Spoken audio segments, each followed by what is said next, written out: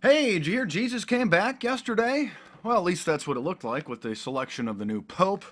Jorge Bergoglio now changed his name to Pope Francis. Pope Francis, the first Jesuit Pope.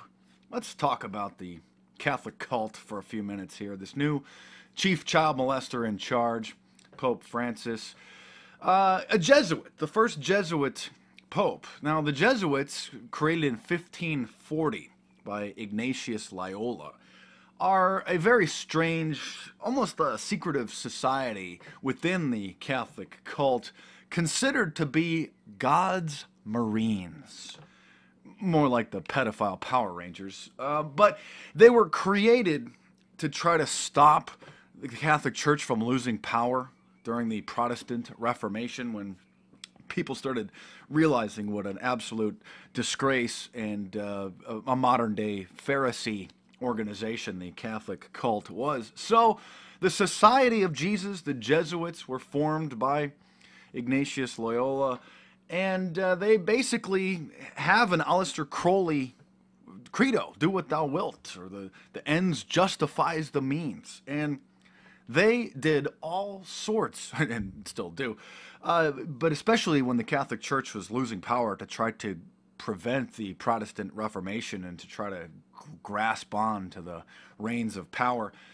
They did just all sorts of crazy things in the name of God. Of course, they could kill and do whatever they wanted to do because the Pope would just forgive them. It's incredible that the Catholic Church has more than, I don't know, a handful, a dozen or so members. You know, this new pope, he all the popes change their name. They become a new person as they are essentially born again. You know, they're supposed to be born again Christians, but they're Christians. Catholics aren't really Christians. You know, Christian means a follower of Christ, but the Catholics are, you know, followers of the Catholic cult, of this modern day Pharisee.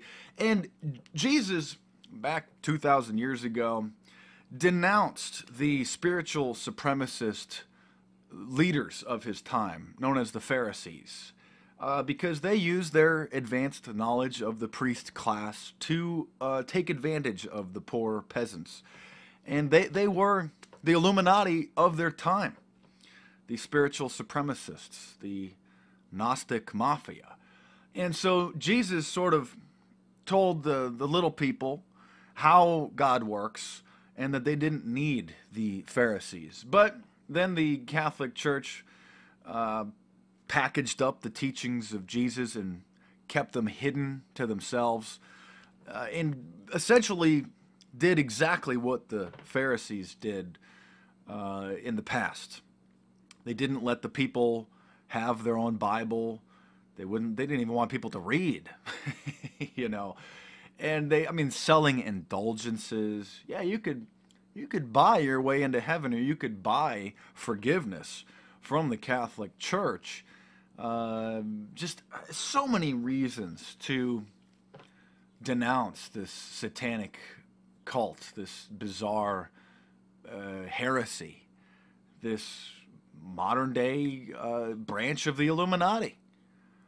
And the reason why Jorge Bergoglio was chosen largely is because he is a Jesuit, and the head of the Jesuit order is considered the Black Pope, sort of a shadow society within the Catholic cult.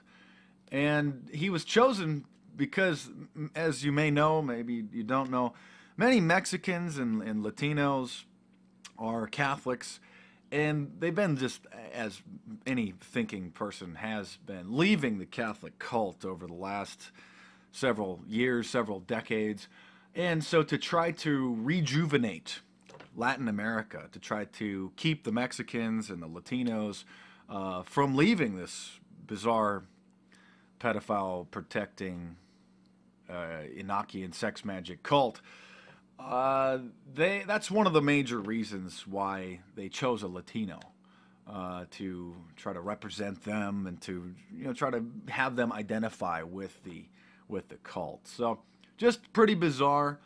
I mean, at least this guy, wasn't in charge of covering up the pedophile priests like the previous pope was, Pope Eggs Benedict, Cardinal Ratzinger.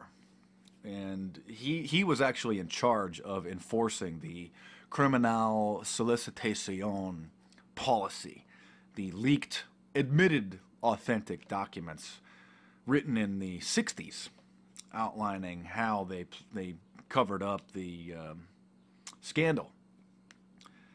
Pretty disgusting. I mean, it's quite incredible how anybody would be a part of this organization. You know, just if you are a Catholic, you should just become a Christian. Just become a non-denominational Christian or a Protestant or anything, basically, is better than being a Catholic. And it's incredible. You see all the people, it's almost as if Jesus himself had returned to earth. The Holy Father. Oh, really? He's holy. He's holier than you. He's closer to God than you. He's better friends with God than you. So many Catholic morons believe that if they just touch the Pope, that they will be healed, or if the Pope would pray for them, that God will hear that prayer and grant it to them.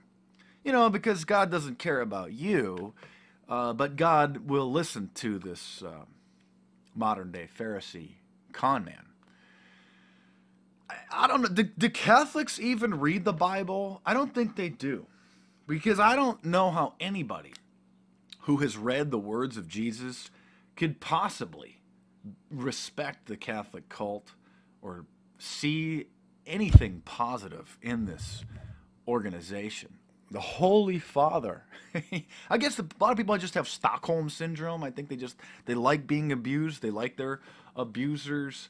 I mean, if you send your kids to a Catholic church, to a Catholic Bible Sunday school, I mean, you should be probably arrested for child abuse or for child endangerment, really, because you're risking your child, sending them off to be abused by these just whack jobs.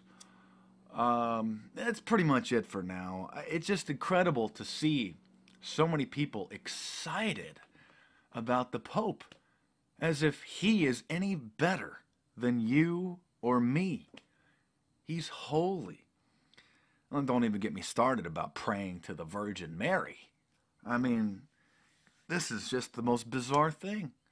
Praying to Mary, praying to the saints, you know, asking a man to forgive you, asking a gay pedophile priest locked in a confession booth who's probably masturbating when he's listening to people's confessions, asking that person to forgive you, and then he says, "Oh, yes, you're forgiven. Really?